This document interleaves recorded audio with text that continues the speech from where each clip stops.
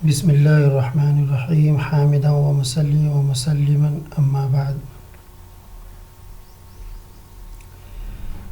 یہ ایک جگہ ہے جہینہ، وہاں ایک قبیلہ تھا، قبیلہ جہینہ، جو مدینے سے 5 دن کی دوری پر تھا۔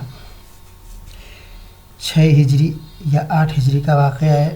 وہ لوگ قریش کی مدد کرنا چاہتے تھے، جس کی وجہ سے مسلمان کمزور ہوتے اور مسلمانوں کا مقابلہ کرتے۔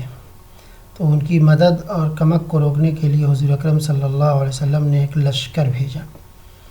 اس کو سریہ کہا گیا۔ سریہ اس لیے کہا گیا کہ اس میں حضور اکرم صلی اللہ علیہ وسلم بذات خود موجود نہیں تھے، ورنہ تو اس کو غزوے کا نام دیا جاتا۔ بہرحال یہ ایک لشکر نکلا، 300 آدمی پر مشتمل تھا، جس میں حضرت عمر رضی اللہ تعالیٰ عنہ، حضرت جابر رضی اللہ تعالیٰ عنہ جیسے لوگ تھے، اور اس میں امیر بنایا گیا حضرت ابو عبیدہ ابن الجراح رضی اللہ تعالیٰ عنہ کو، جن کو امین الامہ کہا جاتا ہے۔ یہ لوگ نکلے اور راستے میں ادھر ادھر ٹہلتے بھٹکتے رہے، اور جب ان کا کھانا ختم ہو گیا تو ان لوگوں نے ایک درخت کے پتے کو کھایا، جس کو خبط کہا جاتا ہے، اسی لیے اس کا نام سریہ خبط پڑ گیا۔ پھر بعد میں اللہ تعالیٰ نے ان کی مدد کی، چونکہ سمندر کے کنارے گئے تھے، وہاں سمندر نے ایک مچھلی پھینکی جو بہت بڑی تھی، اتنی بڑی مچھلی تھی کہ 2 پسلی کی کانٹوں اور ہڈیوں کو ملا کر کے اس پر سے ایک آدمی کو گزارا گیا اونٹ پر بیٹھا کر کے، تو ٹچ نہیں ہوا۔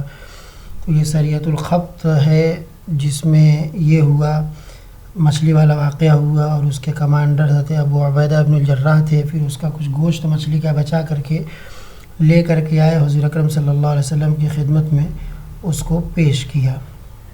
اصل مقصد تھا قبیلہ جہینہ کے لوگوں کی مدد کو قریشیوں کے لیے روکنا، اور یہ روایت حضرت جابر رضی اللہ تعالیٰ عنہ کی خود بخاری اور مسلم کے اندر ہے، اور امام مالک نے بھی اس کو نقل کیا ہے، اور بدایہ و نہایہ وغیرہ کے اندر ساری چیزیں تفصیل کے ساتھ مل جائیں گی۔